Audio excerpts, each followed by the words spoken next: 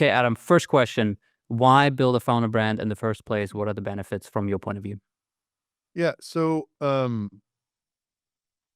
the finding your voice on organic social media, is the most valuable skill, business skill that exists in 2024 and 2025. If you look at the consumer world, the D2C world, people have figured that, these Kardashian women are billionaires because of this, right? It's not because they went out and raised, 250 million in venture capital and like maxed it out, ad platforms. Like they are able to create a narrative that is captivating to their audience to such an extent that those people want to ingest the content irrespective of being sold anything. And they have the selling of things just ensues as they are sort of like publishing this ongoing hyper immersive broadcast, right? Like, uh, Gary Vee has done it in a different way, right? He sells, I don't know what he fucking sells. He sells NFT. Marketing services. Yeah, and he sells like very high-end marketing services and like whatever else. So like, okay, we're all founders here, I assume, or like kind of marketers, whatever. Um, I think one purpose can be how I'm using it, which is just like, the ultimate goal is this kind of like viral distribution with the viral offer that's ultimately like trickling down into ARR. It's massive top of the funnel awareness into like a free offer and people pay us for it. That's like one thing, but I'm gonna drop a link into the chat. So this guy is one of our direct to consumer e-commerce customers. When he saw me doing this, when we were still only selling to e-commerce stores, when I didn't have our B2B, it was just retention.com. He's like, Oh, so like, Curtis. yeah, Yes. yeah. I want to make a big like distinction. Like when I was, so Dave Gerhardt would argue that I had not found my angle yet with e-commerce, but like I wasn't booking demos when I was creating a bunch of content with the goal of attempting to book demos with e-commerce stores. However, it did dramatically elevate my brand in the Shopify ecosystem. It helped us a ton with agency partnerships. It helped us with affiliate partners, and our whole motion for getting customers is like in it's like an account-based affiliate motion. It's like now they're doing crazy shit like getting people to a Taylor Swift box, like Foot Locker and American Eagle and stuff. Like that's, you know what I mean? Like they're doing in-person events that lead to a demo. Like that's the motion. So my content effort on LinkedIn was facilitating that in a major way. It was not directly booking demos off of my account, right? The other thing that it helps a whole lot with is recruiting, which if you ask me, is like the most important thing in our business is the quality of people we can attract. I was at the first seed that was planted in my head about all this stuff was like early 2022. I was at like a like a affiliate marketer conference because we thought before we locked in on ecom that that's who we were selling to, or one of the audiences. And this guy who was the former CEO of Kajabi, which is like a edu product platform. Um, he was getting interviewed and the guy was like, if you were at 5 million in revenue today, and mind you, he's talking to affiliate marketers. These are not B2B SaaS people. She's like, if you were at 5 million in revenue today, what is the one thing that you would do as the CEO of your company? Dude goes, I would post on LinkedIn every day. I was like, what? Because I never heard anything. So I pulled him aside after the keynote. I'm like, why'd you say that? He's like, dude, people are everything. John Dutton, if you watch Yellowstone, he does not have his mission, vision, values written on the wall. But if you watch a season of that show, you know what it's like to be a cowboy on John Dutton's ranch, right? He's like, LinkedIn gives you the power if you just broadcast your thoughts, what you're all about, why you're doing what you're doing, like with really no more thought than that, right? If you just get in the habit of writing, every single person who contemplates working at your company will read several posts. Period, full stop, no questions asked. So it turns, if all that it did was turn you, for purposes of recruiting, into an inbound trust building machine, that would be worth it. Go It ahead. would be worth 30 minutes a day. But I just don't know anyone who understands business that would argue that. So like, Curtis, who I sent you, he saw me making sort of this splash in DC. He's like, I want to try doing it. So all this guy does is he sits down with his laptop for 1 hour per week. His assistant sits in this little window seat, and then they just talk about whatever. And then he gets the videos edited and they post. And when he started doing it, he was getting 2 likes, right? Like whatever. Now, I don't know what he gets in terms of 180, fine. something like that. Like, mind you, this guy sells handbags, right? Like, he has never sold a single handbag over LinkedIn. He thinks it is the greatest way he's spending his time right now. Why? Because his last 3 executive hires have shown up at his doorstep and said, I want to work for you. I love what you're doing. Wow. Where did they come from? They came from LinkedIn, right? So this is I saw him, he opened up a store in Austin and we like had dinner afterwards. And he's like, I know this is not going to get me business, but like, how do I amplify this to my, dude, he's got 2,000 people in Mexico working making these bags now. Like, he's like, how do I amplify this power to like scale out to my employees? Or like they have a 200,000 person community on Facebook. He's like, how do I get it to my community? And I'm like, you're thinking about it the right way, right? Because it's like, the power is you're scaling human to human connection through this channel, through really any social channel done properly, right? So, um, I'm going to interrupt you there because we have lots of more topics. yes, If I summarize it a little bit, you mentioned inbound is one. That's what you see, especially now with our B2B, that your but that's personal kind of brand. unique from my situation. If your customer base is not living on LinkedIn, Right. So inbound is kind of the obvious one that people focus on. Like, I want to get leads from this. You mentioned previously when you only ran retention.com and your ICP was essentially e-com stores and Shopify stores. It didn't really drove inbound, but it drove partnerships and ecosystem awareness and agency partnerships, stuff like that. And the third benefit is recruiting, because every person who will ever work at your company will consume every single piece of content that you put out, if you put it out, and they will understand who you are, what you stand for, what your philosophy is, what your values are, and they will be much more aligned with that approach rather than some cold person that, comes through, I don't know, Craigslist or and the fourth would be investors, same deal as investors. Okay. Now, saves time.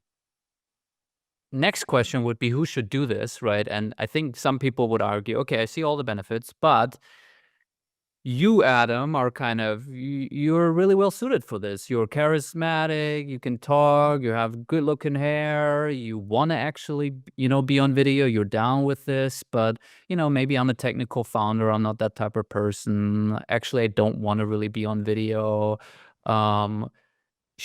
Who should, like, what's the ingredients that someone says, like, yeah, you're the right type of person to do this? Or is there Okay. anyone where it really doesn't make sense? So I've been obsessed with video and using video on social media ever since I fell in this info product funnel in 2017. And I watched 100 hours of a guy's course. And then I decided that I needed to pay him for high ticket coaching. And we ended up on a Zoom call, and the guy, like, I know everything about this guy. I know who his wife is, where he goes on vacation. And the guy's talking to me like I'm a total fucking stranger. It was like the weirdest parasocial thing I've Parasocial. in my life. And I didn't know how I was going to use it. But at that point, I'm like, I'm going to learn how to like do this with video, because I just feel like the power of video is unbelievable. However, LinkedIn is not yet a video platform. I mean, they're trying to kind of make it one, but like, it is a text-based platform. And then if your argument is, like, I was not good at creating content in 2017. Like, it's embarrassing if you look at the stuff that I was trying to do. Like, it was banging my head against the wall, several different attempts, until 2020, when I got one ad campaign on Facebook to really work for 6 months. Then it stopped working. But I was like, oh, like, I got a knack for this.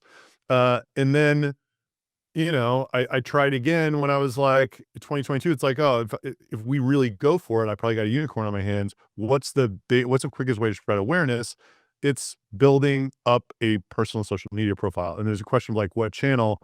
LinkedIn was the easiest, like the Shopify guys were over on Twitter, but Twitter's super competitive in terms of like the creator versus consumer balance. Whereas like LinkedIn, like only 2% of people create content on LinkedIn that sit on LinkedIn all day. So it's like really in favor. It's much easier to break through. So the original plan was build an audience on LinkedIn, then go to Twitter.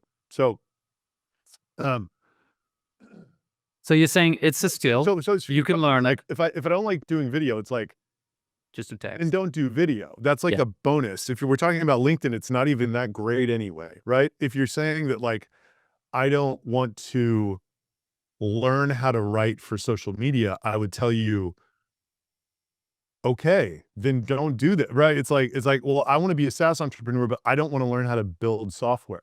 Uh, uh, Most people don't start off as like gifted people who can build SaaS companies. Like Yeah. you started somewhere, you learned how to code in JavaScript and then like whatever. So it is a skill just like any other skill. Yeah. It takes years to get very good at it. Most people who are really good at it, they did not start yesterday, right? Like I've been so thinking about this. It's a little bit kind of going off a tangent, but I've been thinking about this. Like, I think Pep said this really well, the CEO of Winter, on one of the previous shows, where it's like, I think it's obvious that this is the future, which is, founder brand. You're out there creating content to really create awareness at scale. Doesn't mean it needs to be video on LinkedIn. There's all kinds of other platforms or modality. It might be newsletter, it might be YouTube, it might be Twitter, it might be a podcast. There's all kinds of different ways of doing this. And yeah, you can say you don't want to do this just as a founder. You can say, I just don't want to get good at sales or learn that. It's like fair point, but do you want to grow a company? Um, what I've been thinking about is it seems like the skill of marketing seems to become a very core skill that founders need to learn, just as maybe 5 or 10 years ago, it's like you needed to learn sales. If you're a technical founder, it's like, sorry, you don't like this, but you need to learn sales if you want to get good at building this company. yeah. Is that generally a new thing that the skill of marketing suddenly becomes more important for founders, or has it always been important? I think every business situation is very different. Every founder dynamic is very different. But like, the core disciplines of being a founder is marketing and product. And like, there's an engineering component to product and there's a sales component to marketing. But like, those are the two areas, right? It's like you're building something and you're selling something. So, it, you know, it, so that's number one. I don't know that that's ever changed. Sometimes one person does one person does the other. It's like, I'm kind of like a product person and a marketing person, but like Yeah, my CTO is build stuff really fast. That's kind of how we work together. But like, then it's like, okay, is this the future? What I would say is like, surely there will be companies who do not do it this way, sure. but like if you have achieved this dynamic where you are serving content to your target market that they actually want to consume without buying anything from you, without you running an ad to them, then you just have an advantage that you can't even buy with money, right? Like you can't, if you can't do that, then you cannot spend enough to get someone Mhm. like, of course someone, you know what I mean? You know what I'm trying to say? It's like, if your content's so good that people are just reading it on their own, no ad can compete with that regardless of how much you spend for the ad, because the quality of the attention that goes to it is so much lower. Sure. Like even if you bid for the ad unit, like, I always An say, impression is not an I impression. looked through my LinkedIn feed, it's like Timmy at Capital. It's like these dudes, these like chubby guys, like with their arms around each other, like talking about, venture debt or whatever. Like, Rippling's like serving me a slider of businesses. And then you compare that to like one of these like Sam Jacob posts, which is like the golden age of SaaS is over. It's like, well, I got to fucking figure out why this guy thinks the golden age of SaaS is over. And what do I need to like do something else? Sure. Right? Like, Yeah. Yeah. Oh, yeah. so that's kind of the dynamic. And like, what I would also say is like, I'm friends with this really, really prolific founder in Austin named Brett Hurt. And he has started and exited 5 software businesses. He's on his 6th. One of them was, he took it from zero to IPO as the founder CEO, called Bizarre Voice. This is like Mhm. most famous company. So he's got a company that's 9 years old called Data.World.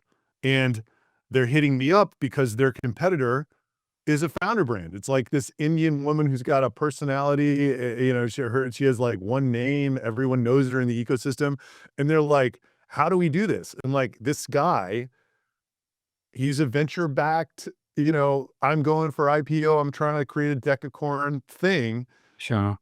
and this girl is getting more attention than him, right? Like, for an inferior product, Yeah. without a doubt. So, like, what I would say is, like, you may not need that, but, like, if someone has that you're competing with, you're at a tremendous disadvantage because of how social media actually works, right? Like, people are on LinkedIn to hear from her, right? They don't wanna hear from this guy's content team about white papers and, like, this, that, and the other. They wanna, Yeah. like, learn from this visionary female CEO in her, a Forbes 30 under 30 who's, like, changing how enterprise data works, right? Like, The way that I the think way about it, from that person, right? Like, yeah, so I would say it's not like a necessity, but like, it will be how more and more startups get off the ground because the awareness is so inexpensive relative to any other way. And B, if you have to compete with it, good luck. sure. You know what I mean? Like it's just the world's set up to take in information from these trusted sources. And I think it's even more so as AI gets rolled out, right? Like in like the quality of news outlets goes down, or the trust in all news outlets goes down. It's like trusted voices, the value of them will just keep going up and up and up. Yeah. Two comments I'll add there. I think one of the reasons, the way that I think about a wide distribution is a moat, because the idea that you can have a 10x feature is like with all the AI coding, like a competitor can just copy your product in a couple I mean, weeks, unless let you're me tell you super what far happens ahead. in my life, right? Like, and I'm trying literally for 2025, I'm trying to figure out like, what can I do that is not this? Like, Yeah. But the I figured something out. I yell about it super loud, and in 60 days, I have 10 competitors. right.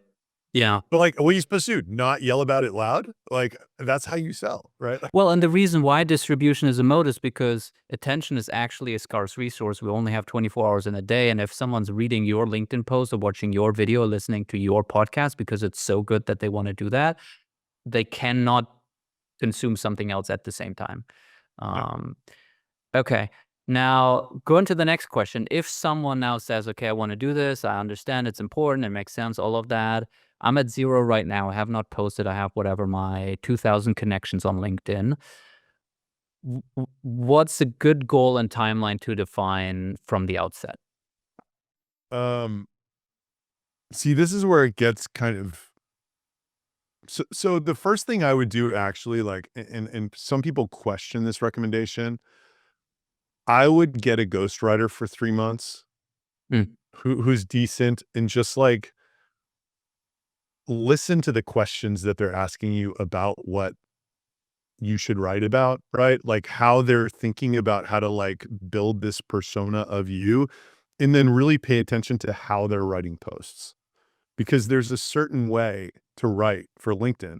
And, the founder that I brought up, like, he doesn't write for LinkedIn the right way. Unsurprisingly, he's written a book, right?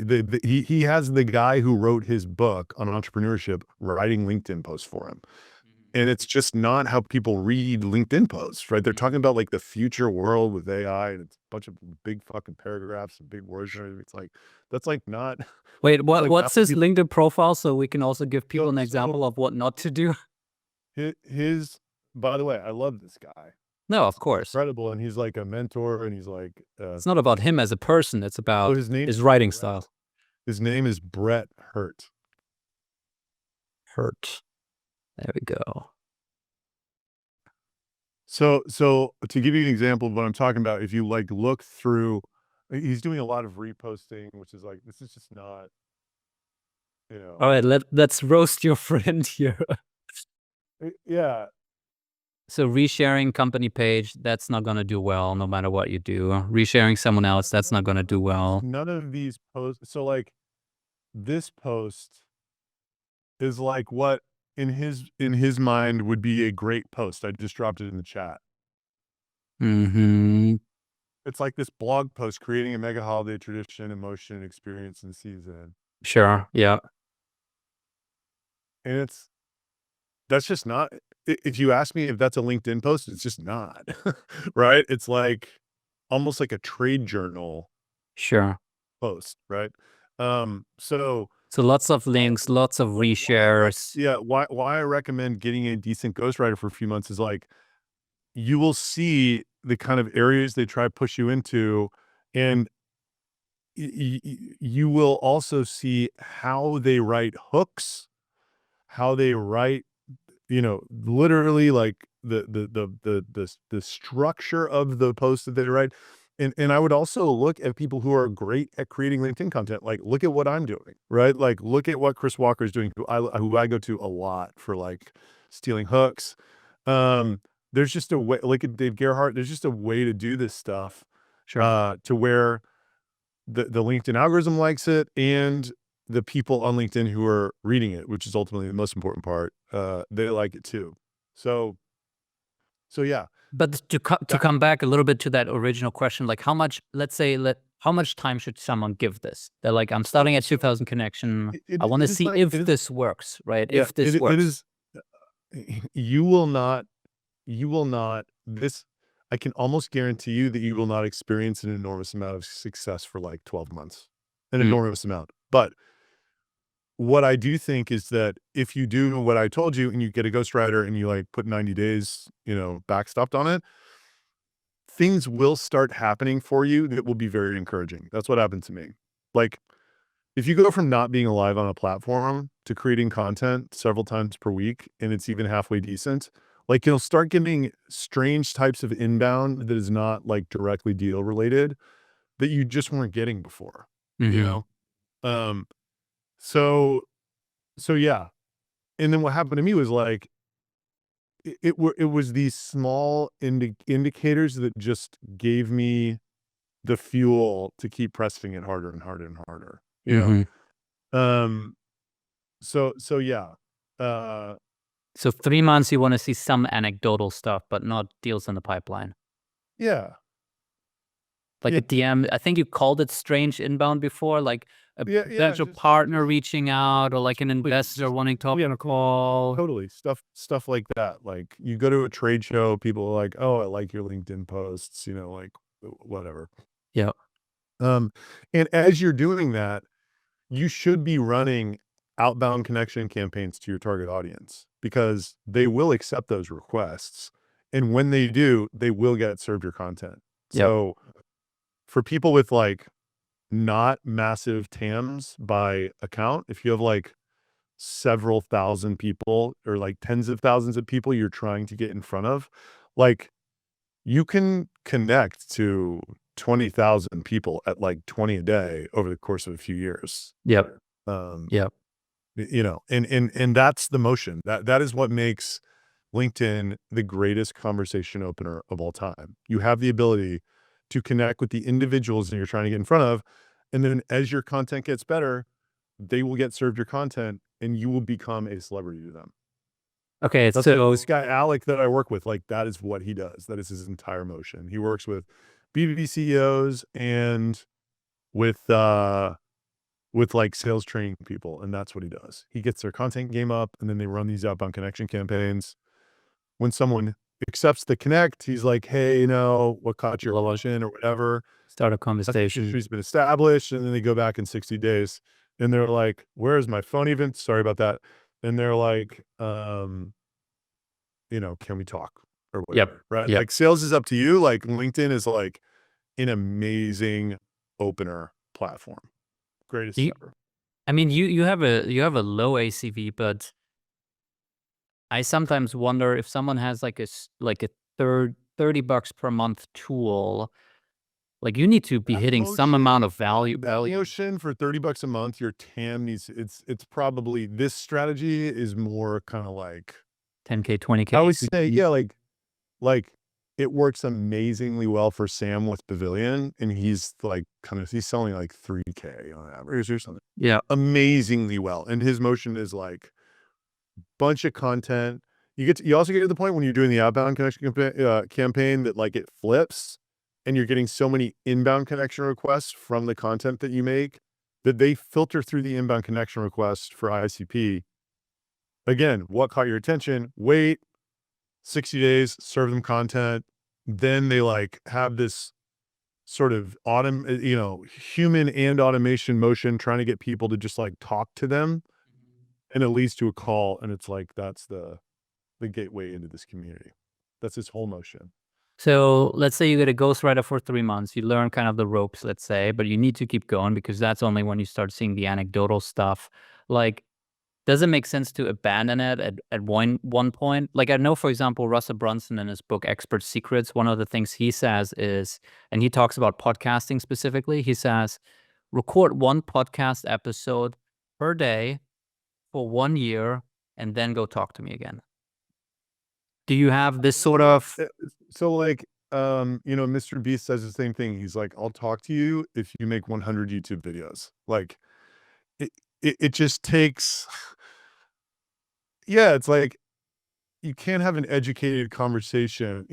I think like 9 months into this, I was still like I hit up like the guy, the Hormozy's ops guy. And I was like, I don't know what's wrong with this, but like something's wrong with it.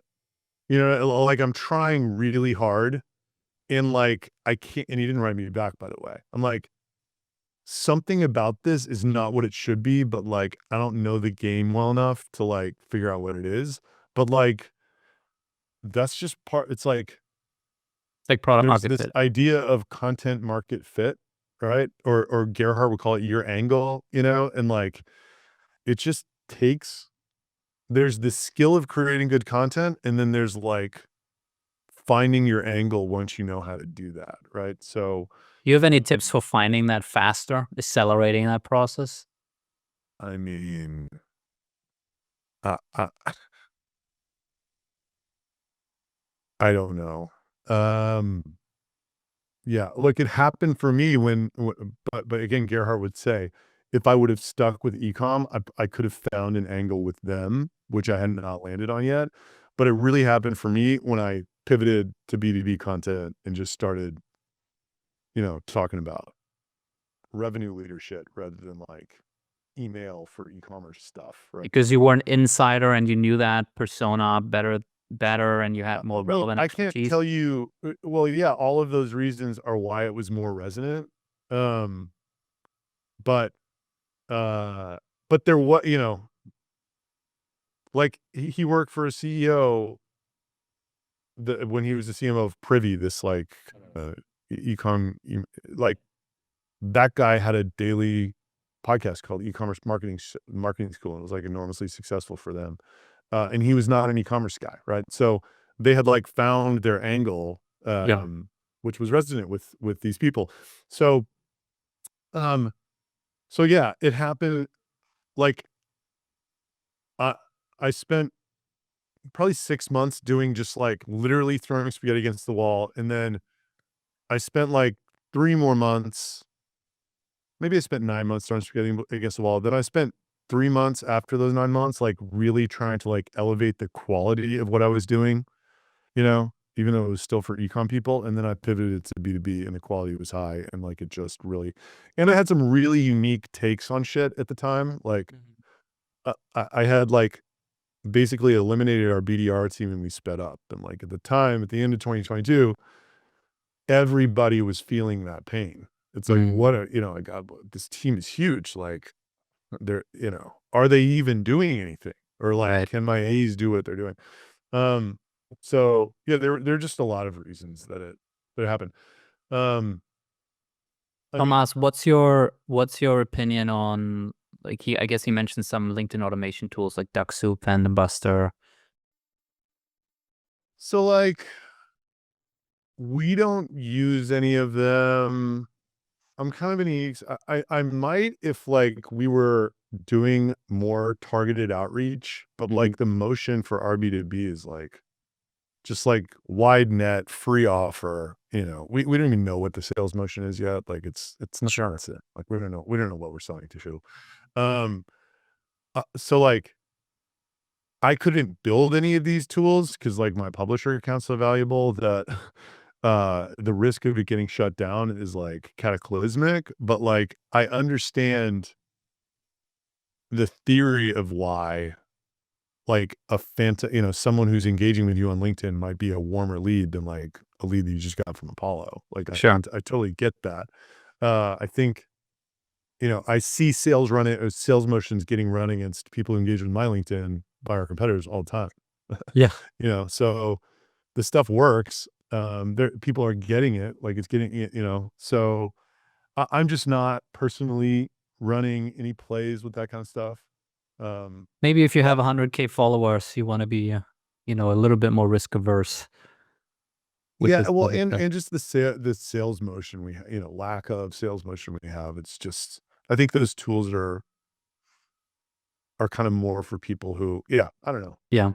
I wanted to just add one comment on kind of what you said, because it's almost like you're saying, like, look, this just takes a long time. You just kind of have to go through that pain, and it's gonna suck, and you're not gonna get a lot of engagement initially. And at some point you're gonna find your angle, and maybe that happens at month 3, and maybe that happens at month 12. And Um, by the way, if you were to stick with it, you might find your angle, and it might help you with a completely different opportunity than you're currently mm, working on. sure. Uh, like I found my angle before we even decided to go forward with building our B2B. But Yeah. it was so prolific that it was like, oh, we got to sell B2B. We got him. Even if the tool sucks, the marketing is so good that like, whatever. So, and I think that's, yeah, who's the other person who's done this? SaaS? Russell Brunson. I kind of talk about him in some of my content. It's like that podcast that he did for 3 years when he was just some affiliate marketer guy selling courses and stuff. Like it all culminated in him building a SaaS for that audience, since he had that megaphone and the skill to sell edutainment and the vision of bigger business and all that stuff. It was just the perfect thing for that time and place. Sure. But what he was working on when he started doing that podcast every day was not how he ultimately, I think it was selling training. Yeah. yeah, Something like that. Yeah. it was what he was doing at the time was not how he ultimately cashed in on that audience, I right? think part of that is also, though, because both you and him figured out how to do it at scale. And so once you hit something distribution at scale, you're like, doing a services business is probably not really efficient anymore, because I'm kind of capped at how many customers I can Yeah, get. but dude, Gary Vee has a services business. It's just massive, you know? Sure. So like, and like, I think the point is, um, an audience of valuable prospects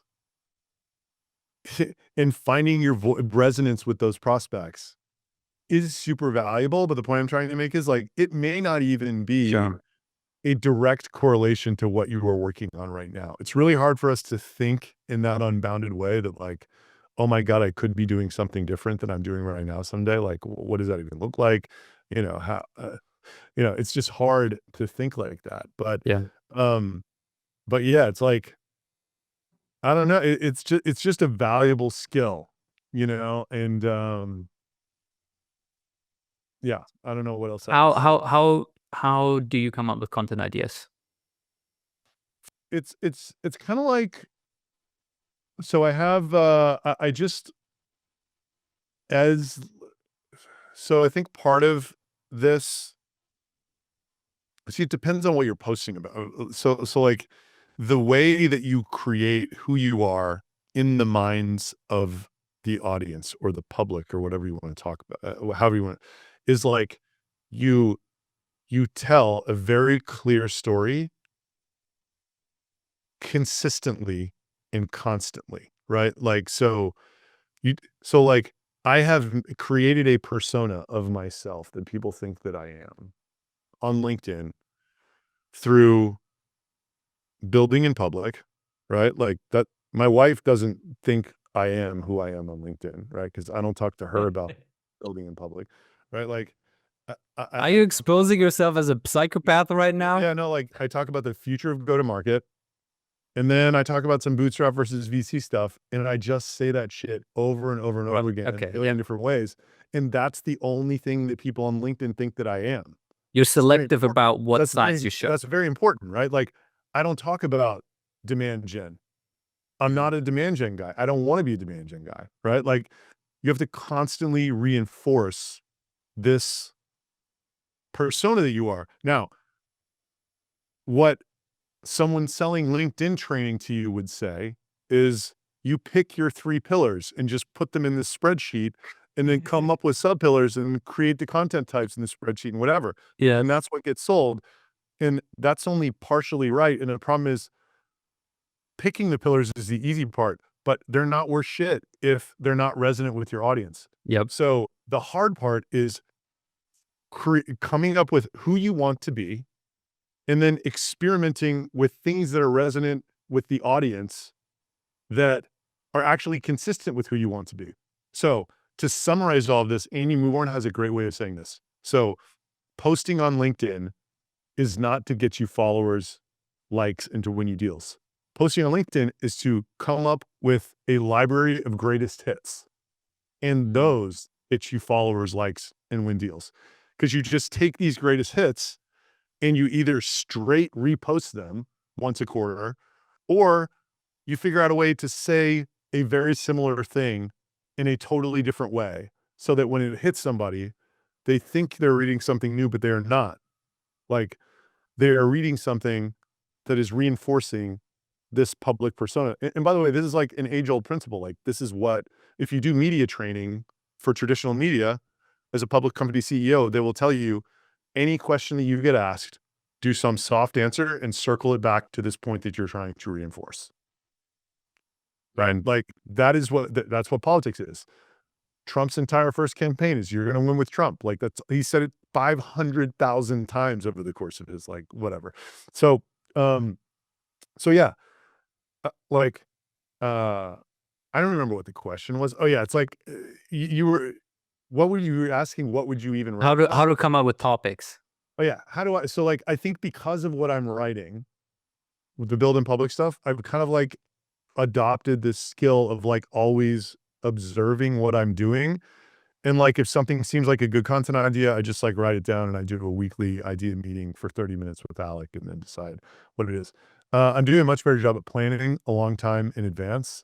But yeah, that's how we do it. And it's like kind of If like, you had to try to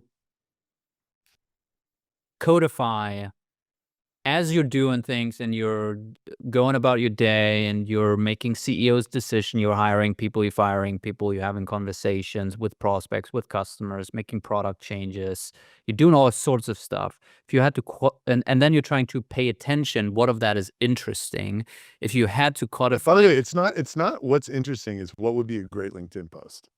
Those are two very different things. What are the, if you had to codify what it is that you're looking for to decide whether it is an interesting LinkedIn post?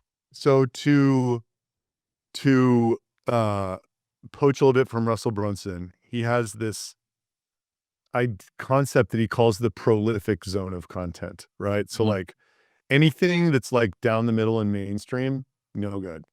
Just not even worth. It's just noise. That is what noise is. It's down the middle, mainstream, right? And then there's stuff that's like so far out there that you would never associate it with yourself. Like, I'm not going to be like, you know, I don't even know what an example would be. But like, so whatever the world is flat example is for like, you know, who I am, like, I'm not going to write that shit either. But there's like this, he calls it the prolific zone, that is like, you know, either to the left or the right of mainstream. Yeah.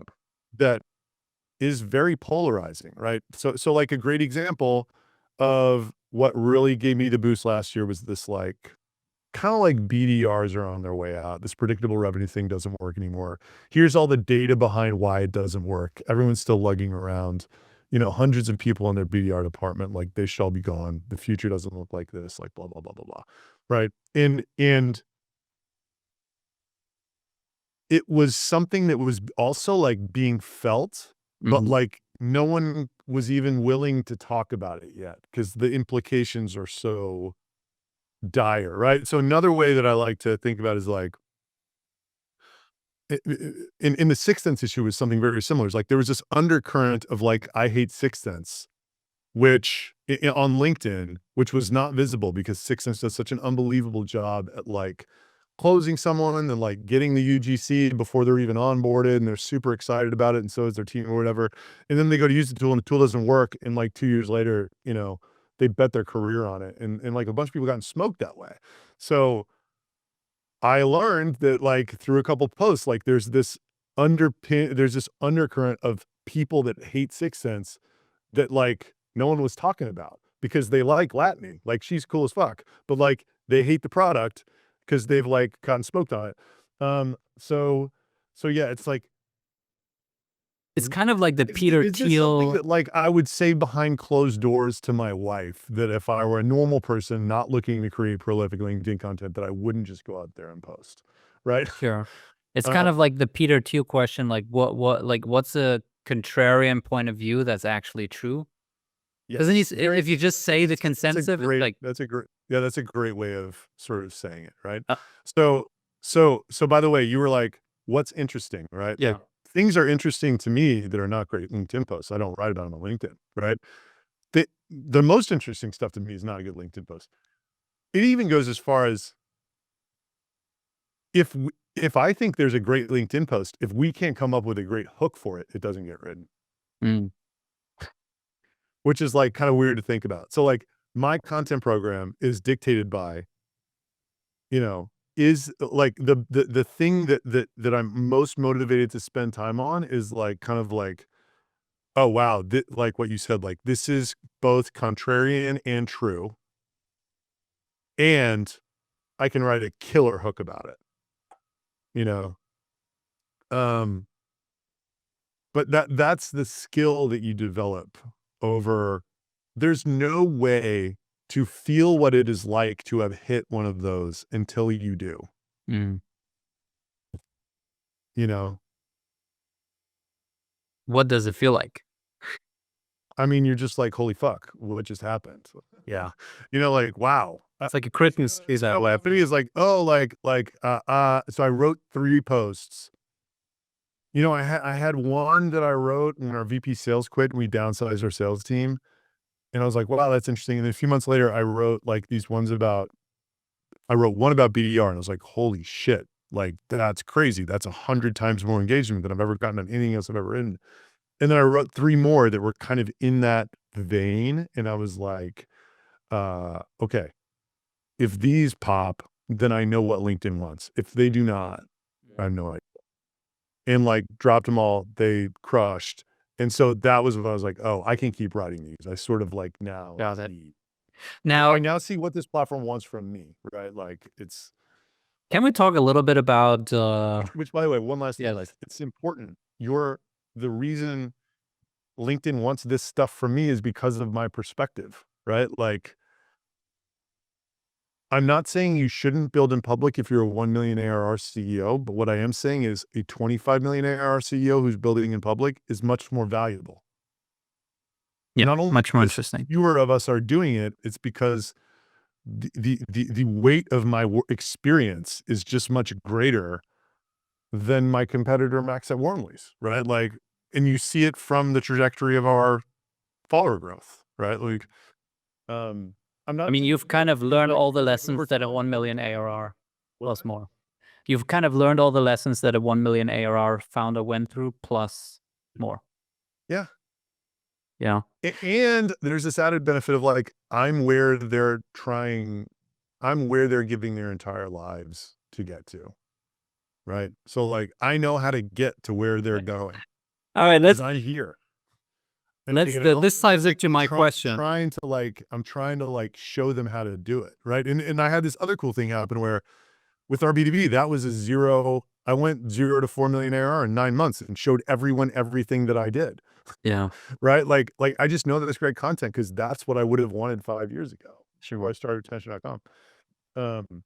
All right, let's talk about you setting very unrealistic expectations for founders because, you talk about, what it feels like when you find your angle and when a post, really hits the nail. But most That took a founders year. will never get. That took 12 months of dedicating a huge amount of plus, yes, plus a lot of founders who do it for 12 months will never get anywhere close to 100,000 followers or get Yeah. posts that You get don't need 100,000 likes. 100,000 followers to make this Yes. really work. So that's what I wanted to get to. Because I talk to these founders. You're the role model to a lot of these founders who want to do LinkedIn. And so they come in with the goal of, I want to do that, what this guy is doing, having completely unrealistic expectations about how long it would take to get there and how unlikely it is that they will ever get there. And they abandon the thing earlier because they don't reach the virality that you reach, even though it might have been a really valuable thing for the business, being at 5,000 followers and getting 80 likes on their LinkedIn posts. Totally. Which is, if you were doing that and you're doing outbound connection campaigns, which by the way, I'm not even doing because my content works so well that I didn't need to, but like that was the original plan, you know? Sure. But like, okay, so whenever I always say like, what would I be doing? Where's my mouse? It's like, what would I be doing if I wasn't like me or whatever? Curtis is the example that I give. Like that guy's got nothing to do with B2B. And Right. still he thinks this is the most powerful thing that he's doing with his time, which is crazy. And he's like, how do I get more of it? But like, if I was in B2B, Megan Bowen is running the exact, over many years, the exact playbook that I'm talking about. She by herself, I mean, she worked Chris Walker, so she had a good role model. She's the CEO of his agency, Yep. but like, she is just doing a grinded out, literally still 20 outbound connection requests per day. She runs a podcast, but it's just once a week. And she writes, I don't know if she does 3-4 times a week. Like she just sits down at 8:00 and hits publish at 8:40. And it's their entire business. And like, she's now connected to every single person in their target market. Yeah. I'm not sure they have a business without LinkedIn, you know? Sure. So that, and it's not coming from Chris anymore. Chris like has sort of tilted he's trying to sell the CEOs something totally different than this. Placebo, yeah. So like, I think starting with the goal to be me is not realistic because I also say things that people don't, you know, most people can't say, right? I don't have, like, I know, like, I'm not just like an egomaniac that like loves bragging about my like numbers or whatever. I just know that most people can't talk about that stuff who are in my position. And whenever there's interesting stuff that no one could talk about, it's probably going to break through. Right. So like, that's just a weapon that I know that I have. Right. And, you know, there's like, whenever something bad happens at our company, secretly, I'm like, fuck yeah. Cause I'm like one of the only CEOs who can write about bad things in their own business because anybody with investors is like, that's going to fuck up our next round. You're out of your mind for publishing that. We're going to replace you. Right. Like, so Okay, again, we have 5 minutes left. yeah, it's So not the only way to grow, but like, you got to sit there and think like, why are people going to read my shit given what I have? Right. yeah, Like, that's the point of all that. yeah. All right, we have 5 minutes left. Nina, I know you had a couple questions. Do you want to unmute yourself and ask maybe one of them, the ones that are most relevant to you right now? Yeah, sure. So I am actually a ghostwriter. Adam, I look at your content all the time, so that's great to hear. And some of the people I create for, they are diehard video users. They refuse to like post text-based posts only. And so I guess, and I know you said that, you know, video isn't actually, like LinkedIn is not actually a video first platform. So I guess, you know, if you're not doing video and you don't want to do only text, like what are the other mediums that you can play with? So are we talking about LinkedIn? Yes, LinkedIn. So like, some of the stuff that I've seen, you know, like this guy, Mark Cosaglow, he just puts a photo of himself on every post. And I think that does better than video. I think it genuinely does. And it just takes him no time at all. He just like takes some random ass photo, wherever. Selfie. Tom Wolfe, I think, does that too. Just Tom like, Hans, I think you or- mean. or he's the guy that's the ultra viral guy. Yeah, with the coffee. Yeah, I had him on the just, like, podcast, some yeah. random. So like photo can be one. I think like I haven't really gotten into it, but like carousels, documents, whatever. One thing that I have really seen work recently is this sort of like comment whatever and I'll DM you whatever. That's not Yeah. multimedia, but like I just wanted to say that because like it seems to be incredible for distribution. Like people love commenting. Like Yeah, why are you not doing that, Adam? I got a lot going on in my life. I just had like a kid a couple months ago, and I'm trying to like I have been putting most of my attention into making this whole process much more efficient so that I can plan a couple months out in advance and like sit down for like 1 or 2 days and like write what I need to write for like the whole month, rather than for 2 weeks I had been, or for two years I had been like the whole week I had 3 posts hanging over my head, Alex sitting there saying like I need content. It's like it's a shitty way to live, basically. So that's where most of my energy is going. Hopefully, yeah, There we go. I'll start doing stuff like that. All right, guys, I know we probably didn't cover everything. I try to cover as much as possible. Adam, this was fun.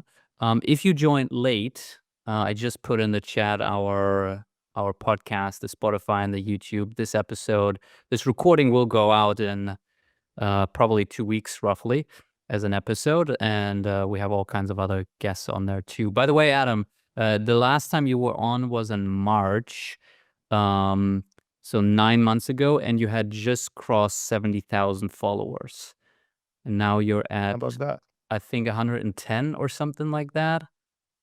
Almost 110. So that's what, 40,000 in 9 months? That's like 4.5K followers per month. That's a pretty decent growth rate there. Do you think you're gonna hit diminishing returns? Do you think it's just gonna slow down the growth or get faster? No, look, I've heard a lot of people who have like Chris Walker, Scott Leese, they're like, once you cross 100,000, it starts slowing down. I've seen my engagement slow down in the last 3 weeks, but I think it's because of what I've been posting in holidays and like all this stuff. I don't know. Chris thinks it's stupid. He's like, LinkedIn should not penalize it. He thinks the bigger your followers get, the more engagement the algorithm should push to you, because like it's rewarding, Maybe it's just correlations and people get lazy once they cross 100,000 followers, Yeah, could be. Cool. Adam, thank you so much. I appreciate your time. Keep crushing. We're going to keep watching and learning from you. And maybe we're going to have another session in 9 months, and then we're going to report back on how the growth is going after 100,000 followers. All righty. I'm happy to come back. Thank you, everybody, for coming. Thank you, Adam. This was fun. This is the one thing that I know more about than anything else.